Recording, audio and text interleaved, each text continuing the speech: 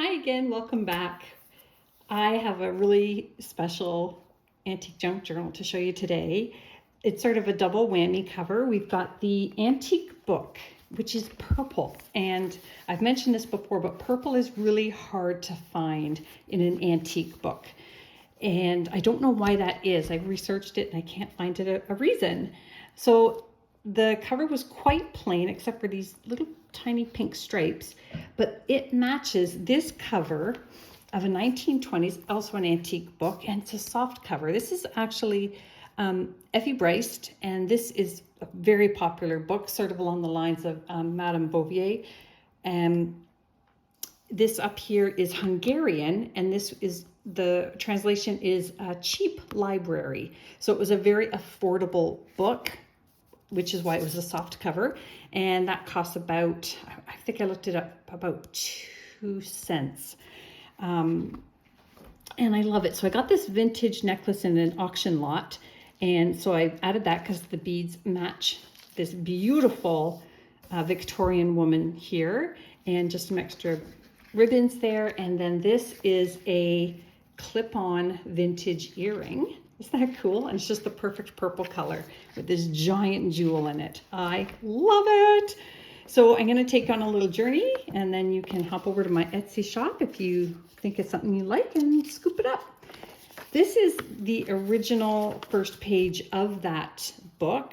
And I'm sorry, I'm wrong. It was 1956, not the 1920s.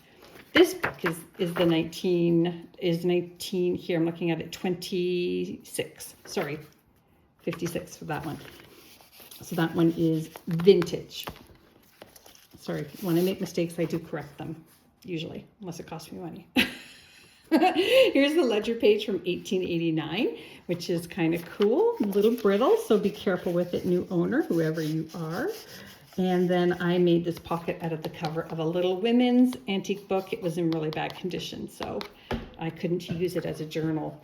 And these are the original first pages of the purple book, 1927 there. And then over here is another page from the Effie book. Look how sweet that is. And I just tacked on some antique paper onto the back. Little dictionary page down here and vintage botanical page. Now here is another one of these awesome 1940s iron-on. Look at this one. How pretty is that? It's a bouquet of flowers. So you would turn that over, iron it onto your linen or your cotton tea towels. This one could actually be a bathroom towel, even a hand towel, or even a pillowcase. Isn't that beautiful? And then here is a tag I made out of a gorgeous antique book on design. And this is one of the patterns that was in the design book. And this is really neat. This is an antique book page. If I can open it, it's kind of brittle. But look at how cool is that? All the different goddesses from Milton's poetry.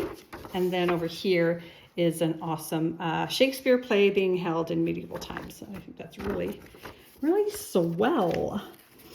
And this is, okay, so this is an old photograph of a 1940s car, but it's not the original old photograph, and I can tell because it has a Konica on the back. So somebody's taken a reproduction of an old print, but that in of itself is probably from the 70s. So that's pretty cool. This is a very old 1800s book spine here. Can you see that? The Poet at Breakfast.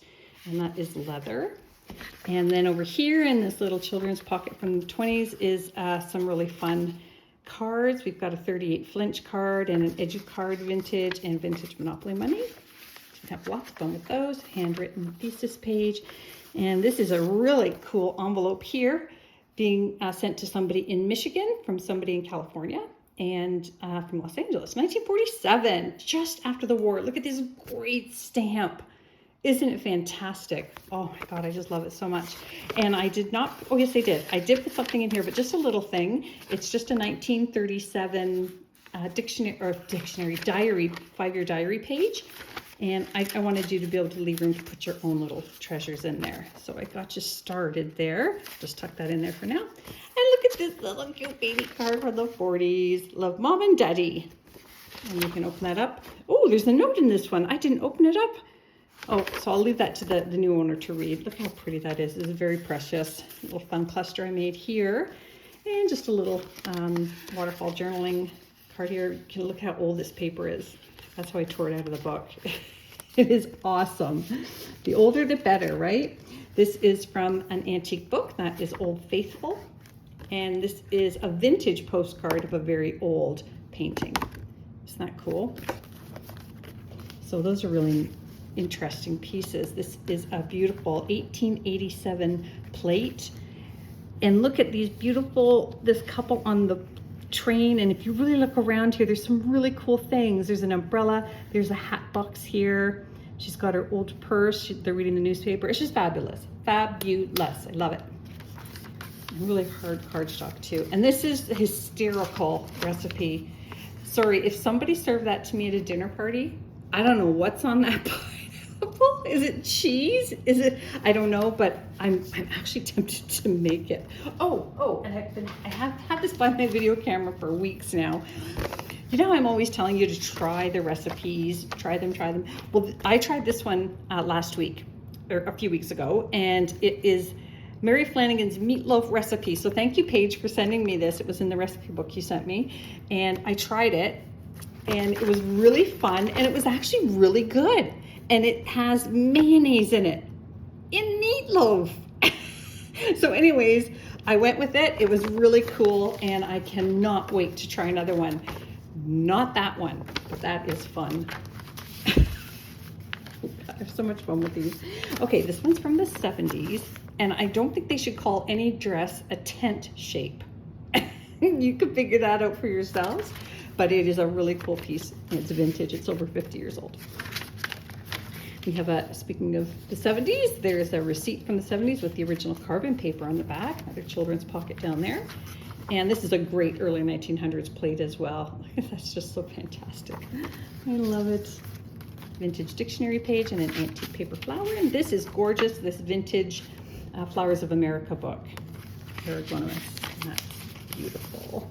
And here is another gentleman's writer, and this one is really interesting. How to write a letter to corporate bodies, how they conclude observations, the governors under the crown. Wow, that's it's really cool writing. And then I pulled that out of an antique book. They're letters to go with that. Letter writer instructions. And this is just a really cool vintage piece there. There's a spot here for you to put your own treasures in. Another Monopoly piece right on the back of that, and then another Milmar food coupon, vintage, or sorry, antique stamp there. I believe that's King George. Yep, King George VI. And then this is a plate from the early 1900s, a beautiful willow tree, a leaning willow. And here is a Fun with Dick and Jane page. Look how fun. This is fun. This is a good ride for Jane.